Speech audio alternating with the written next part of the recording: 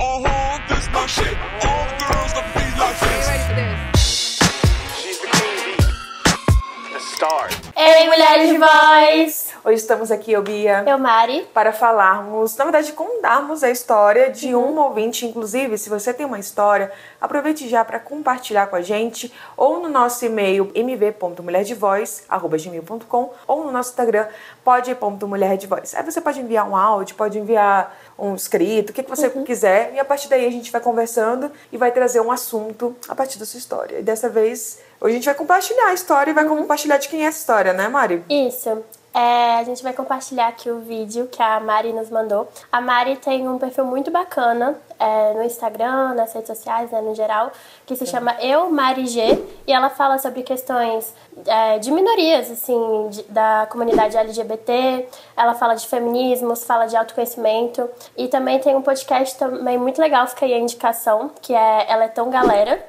E, bom, nessa história a gente vai conversar um pouquinho sobre como subestimam as mulheres. Oi, Bia! Oi, mulheres de voz! Tudo bem? Eu sou a Mariana, mais conhecida como Mari G. Tenho 36 anos, sou de São Paulo, sou do signo de Sagitário com ascendente em Gêmeos. Considero isso informações muito relevantes pra gente conhecer uma pessoa. Em primeiro lugar, gostaria de agradecer muito por vocês terem aceitado o meu convite de me convidar para participar desse podcast. Foi muito especial para mim quando vocês se tornaram positivamente super animadas para minha participação, então muito obrigada. Bom, como que eu cheguei em vocês? Eu sou palestrante, sou empresária e no ano passado, em 2024, me tornei também podcaster. E nessa jornada eu sempre gosto de procurar conteúdos feitos por mulheres, né? E nessas pesquisas, né, de podcasts feitos por mulheres e tudo mais, com questões que me interessavam, eu cheguei em vocês. Uma coisa que eu pensei que seria legal compartilhar e uma questão que eu gostaria que vocês também debatessem, gostaria de saber os inputs de vocês, é a questão do quanto a gente não pode deixar que as pessoas, a sociedade, nos subestimem. A gente tem que tomar muito cuidado com os lugares e os papéis que a sociedade nos coloca. A sociedade, quando eu falo, eu penso assim, a família, os amigos, a faculdade, a escola, os professores, nossos parceiros românticos, né, parceiros e parceiras românticos. Existe uma tendência muito grande das pessoas a nos colocarem em caixinhas, né, de determinar o que a gente é, determinar quais são as nossas características, nossos talentos, e muitas vezes isso vem de fora pra dentro. Ou seja, falam que a gente é uma coisa, a gente acredita, a gente não questiona muitas vezes, né? A menos que a gente tenha o privilégio de entrar num processo terapêutico, de se investigar, de estudar questões de psicologia e psicanálise, que são os meus grandes interesses. A gente pode ficar parado e bloqueada nessa caixinha. E por que eu tô falando isso? Falando um pouco da minha história. Me formei em Relações Públicas na USP. E desde então eu já trabalhei em marketing de grandes empresas. Depois eu fui pra agência como atendimento. Depois eu fui trabalhar como redatora. Aí eu fiz eventos, eu trabalhei em casamento. Aí eu fiz uma época pesquisa de campo, tradução de textos pro inglês. Eu já fiz um pouco de tudo, redes sociais, até que eu cheguei na fase de agenciar alguns artistas. E quando eu comecei esse agenciamento, eu comecei a produzir, a entender como é que funcionava esse universo e tudo mais, e perceber o quanto eu gostava de estar ali, o quanto eu gostava desse ambiente, da comunicação, da mídia, né? Paralelo, assim, né? Muitos até sempre flertei com a ideia de ter um canal no YouTube, de ter um perfil forte no Instagram, sempre ficava flertando com essa ideia, mas voltava atrás por me subestimar, por não me entender como comunicadora, por duvidar que eu era uma comunicadora e ter até medo de falar em voz alta. Eu sou uma comunicadora e é o que eu quero ser, e é o que eu gosto e tudo mais. E nessa época que eu tava agenciando algumas artistas, chegou em mim uma fala de uma pessoa dizendo que eu não seria uma boa produtora, né, não seria uma boa empresária, porque eu queria muito aparecer. É claro que isso me atravessou e é claro que eu fiquei muito chateada, fiquei muito me questionando realmente se eu...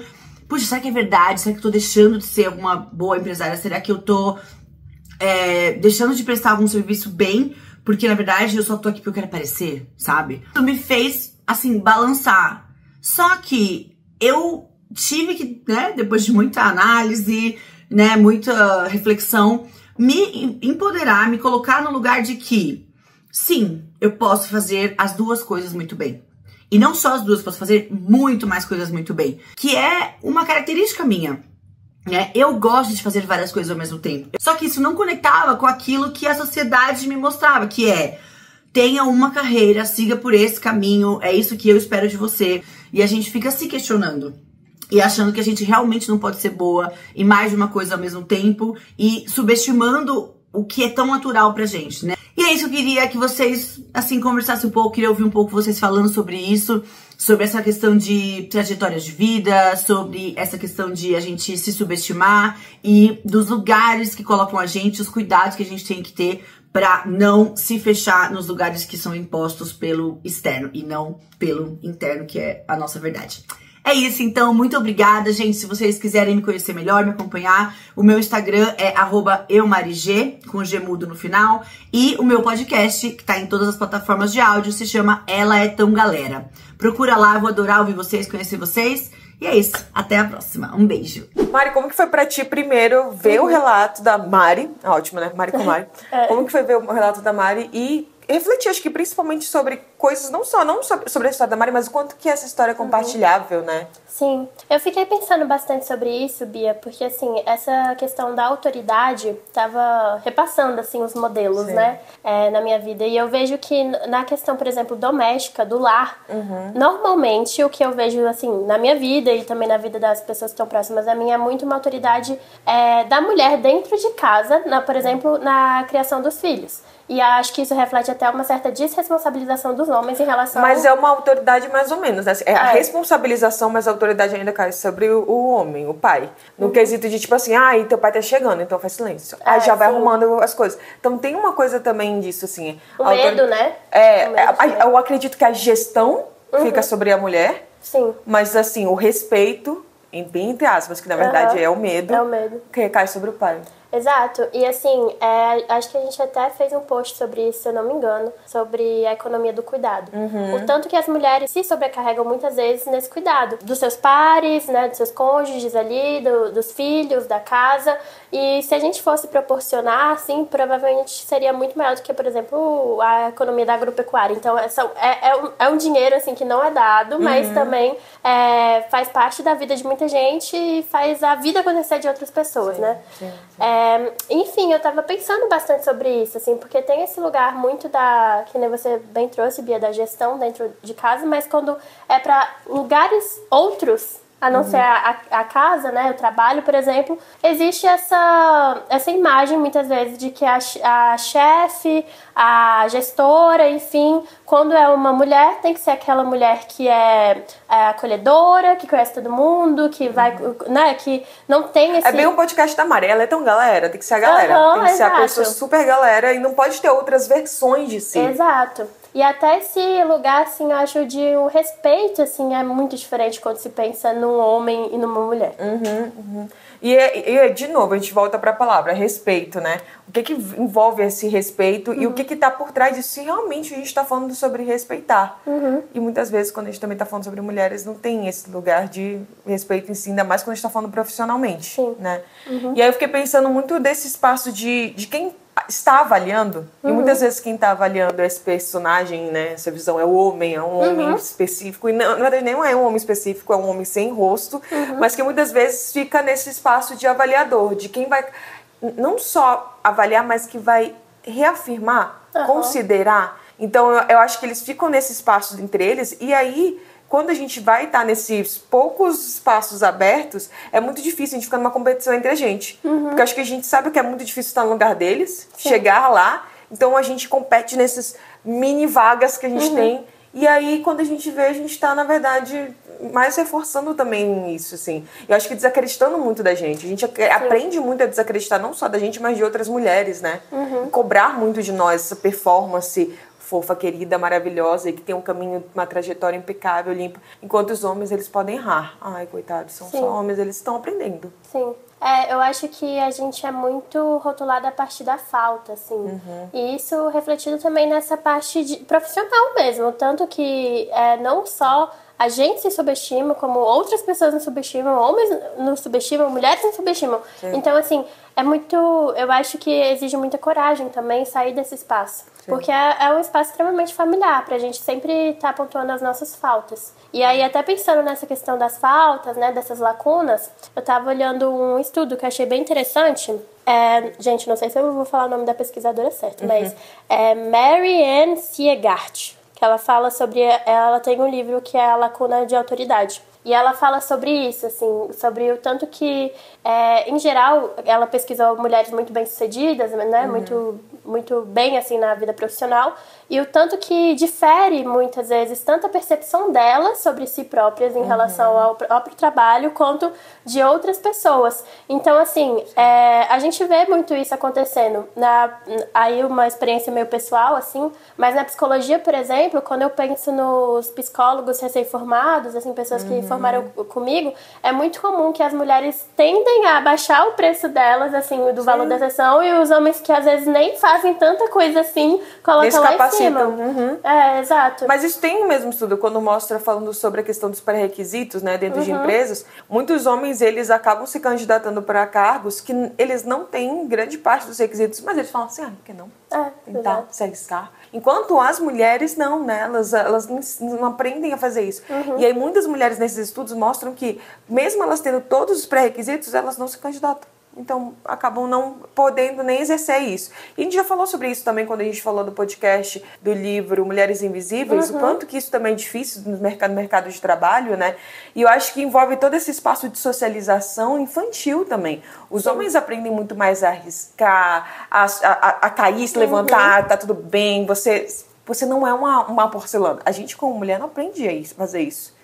A gente assim, nossa, não, você não pode errar, você não pode fazer isso. Porque o julgamento por trás de um erro de uma mulher é muito maior do que de um homem. Sim. Então, pensar em errar, em arriscar, não, pra que eu vou me colocar nessa posição tão vulnerável de apontar? E é isso, né? Mesmo quando a gente tá cumprindo todos os critérios, checks da vida, ainda tem vários dedos apontados. Quem dirá me colocar em espaços mais vulneráveis de julgamento e da opinião alheia. Eu acho que a Mária vai trazendo muito isso na vida dela, na história dela, né? Ela vai apontando muitas bandeiras dela e muitos valores dela que ela fala, talvez não. Isso sai da norma do que esse social, do que o heteronormativo quer, do que essa sociedade patriarcal quer, e vamos tentar. Só que é isso, assim, eu acho que é um lugar de muito conhecimento de si para poder arriscar e fazer isso. Sim, e muito empoderamento também, né? Porque eu acho que é mais de um processo. Para além desse reconhecimento, aceitação desses lugares, também é poder expressar e comunicar isso. E eu acho assim, muito interessante porque na história da Mari ela traz essa questão, né, de que ela vem de uma outra formação, mas ela quis, né, tinha esse desejo de se tornar comunicadora, e o quão desafiador é falar muitas vezes sobre alguns assuntos na internet, o quanto que as pessoas acabam caindo em cima, hate, cancelamento, etc. Mas ainda assim é um lugar muito importante da gente poder se colocar também, né, se apropriar desse espaço, porque o espaço da mulher também é um espaço de comunicação. E, assim, nosso podcast, Mulher de Voz. Exato. E é difícil a gente colocar e dar voz para tudo isso, né? De comunicar. E acho que uma outra coisa que você falou é muito também sobre acho que o boom extremo do cancelamento, que a gente também tá falando, né? Que é importante a gente tomar cuidado. Mas, gente, só a gente prestar atenção na forma como os cancelamentos acontecem. A diferença de hate, né? Do ódio, e aí a gente consegue ver de uma forma mais massiva, mas isso também de uma maneira individual. Podemos tentar analisar os nossos medos, nossos receios, que a gente fala pra gente, de como esses hates acontecem. Sim. Então, por exemplo, as falas que são ditas para uma mulher e que são ditas para um homem que cometem o mesmo erro são completamente diferentes.